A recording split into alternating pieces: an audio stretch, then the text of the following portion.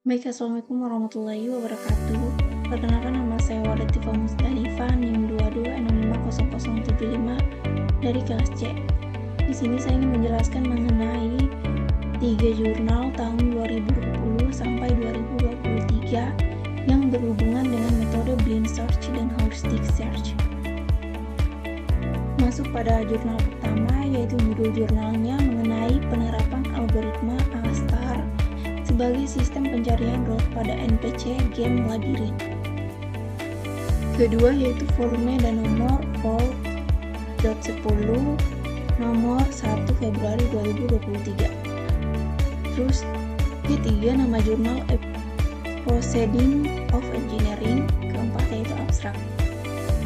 Abstrak di sini yaitu sarana hiburan yang paling digemari oleh banyak kalangan masyarakat hingga saat ini adalah permainan atau game pada media elektronik seperti smartphone atau personal komputer.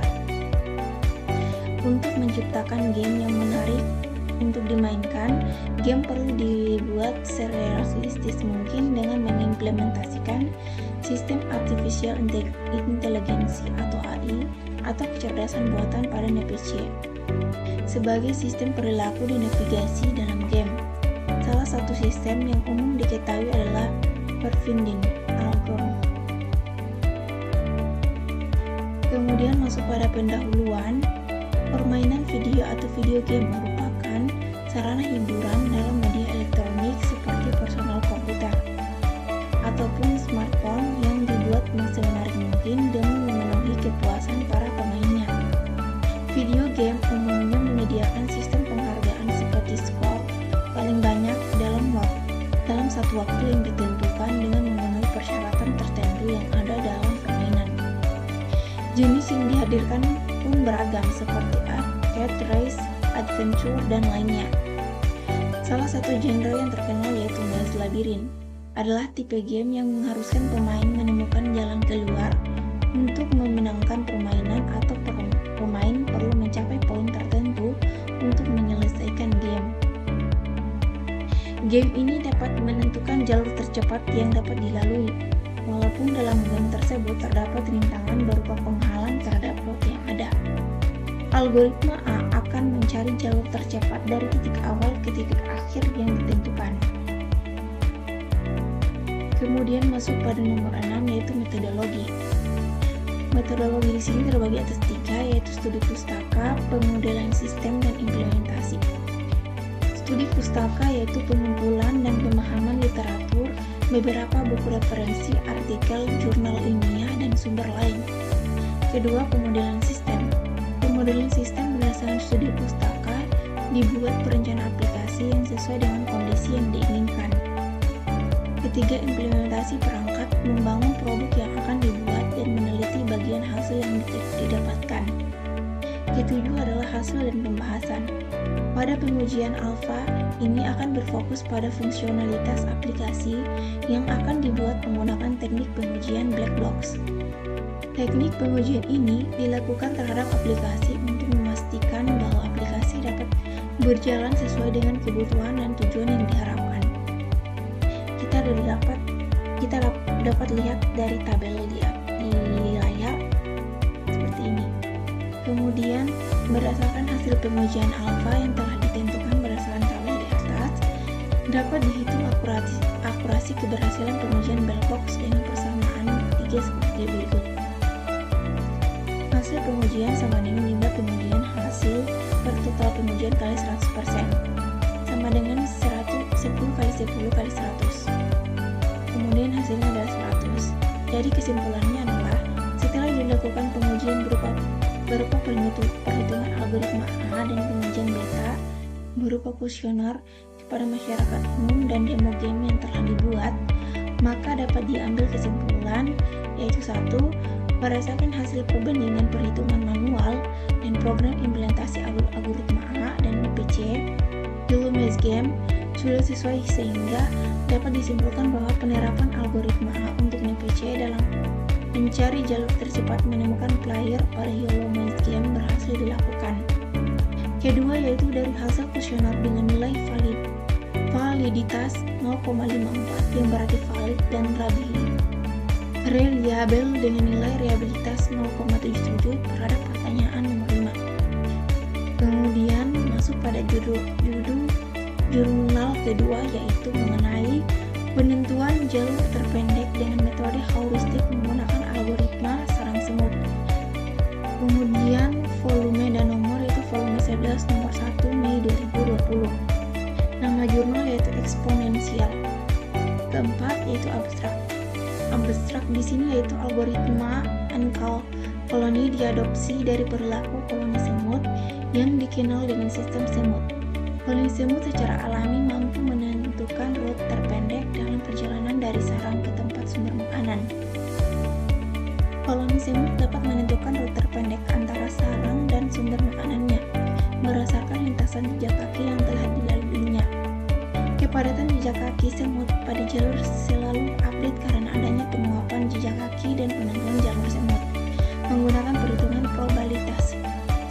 Penelitian ini bertujuan untuk mengetahui hasil penentuan jalur terpendek menggunakan algoritma koloni semut sebagai jalur terbaik dari jalan arteri sekunder kota Samarinda dengan rute dimulai dari jalan Slamet Riyadi sampai dengan jalan DI Panjaitan.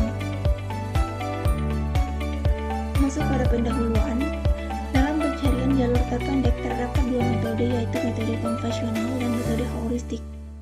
Metode konvensional lebih mudah dipahami daripada metode heuristik, tetapi jika dibandingkan, hasil metode heuristik lebih bervariasi dan waktu yang diperlukan lebih singkat.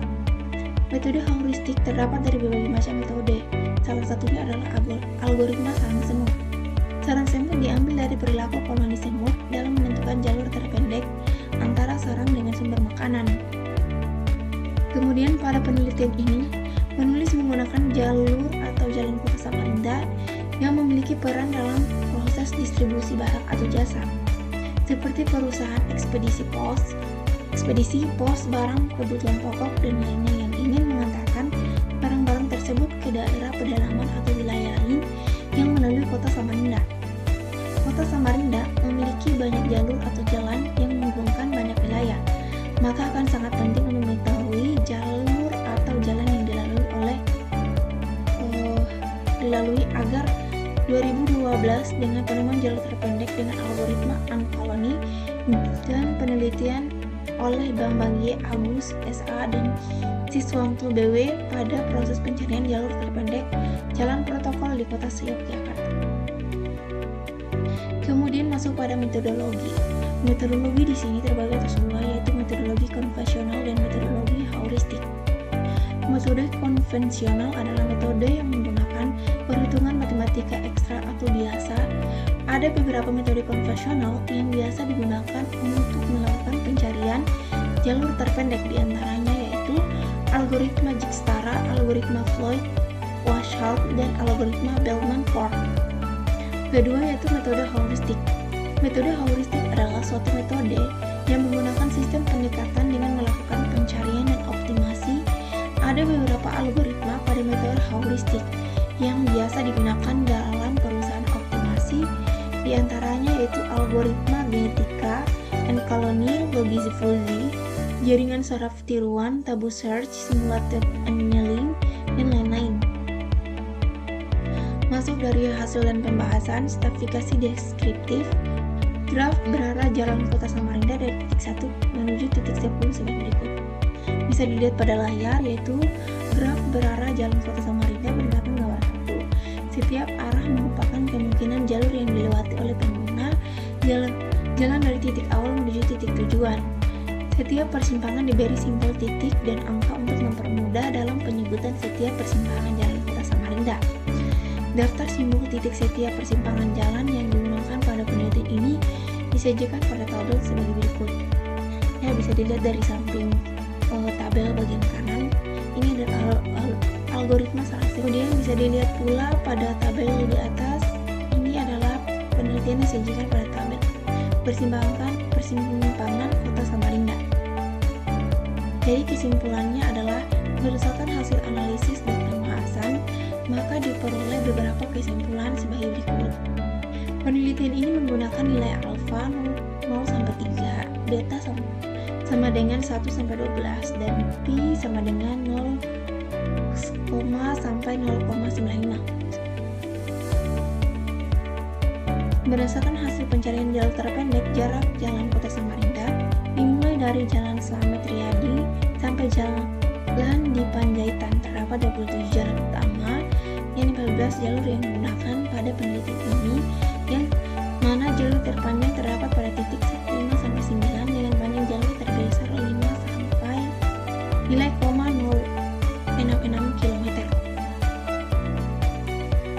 Masuk pada judul jurnal ketiga, yaitu mengenai penerapan heuristik pada algoritma ASTAR untuk mengoptimalkan penelusuran lokasi di satu kawasan, studi kasus kawasan Universitas Dharma Berspada.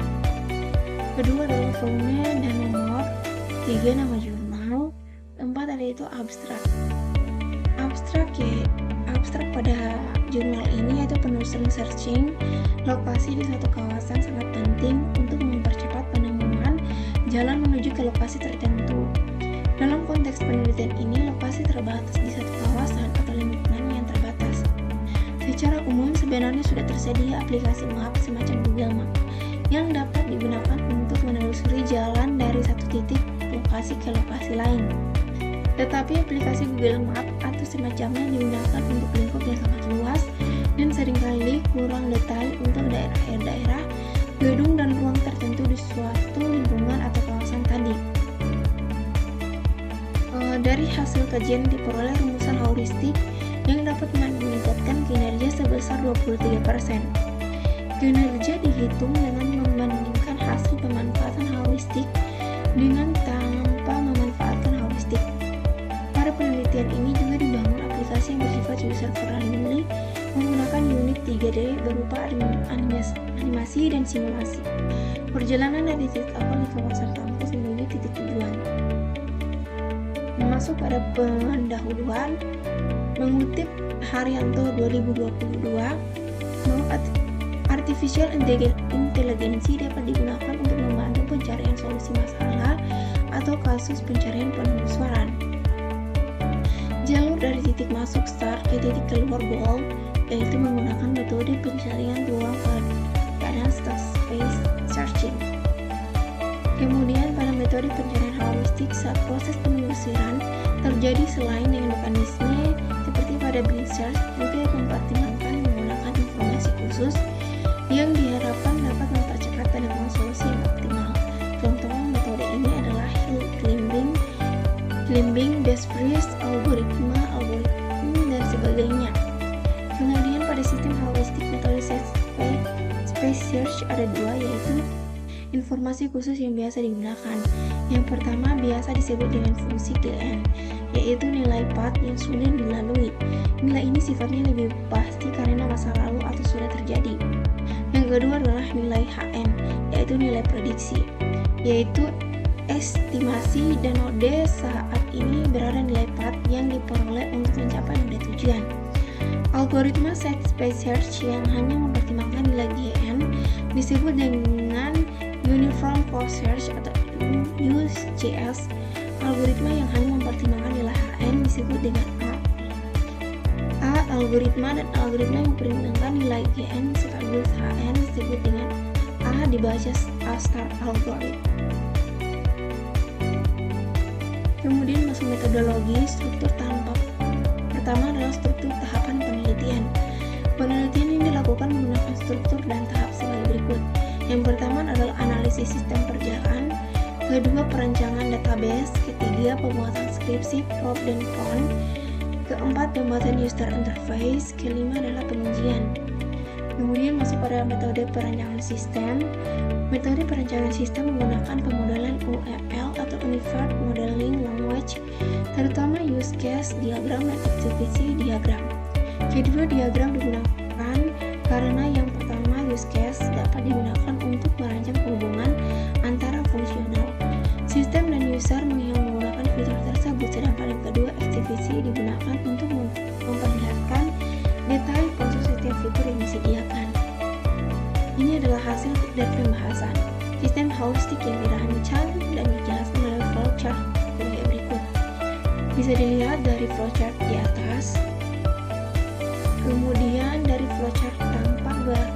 sistem yang dimulai dari perhitungan jarak antara goal, kemudian masing-masing jarak tersebut ditambahkan dengan metode permutasi dan goal yang ada sehingga menghasilkan susunan arah yang memiliki total jarak minimum. Bisa dilihat dari tabel di atas.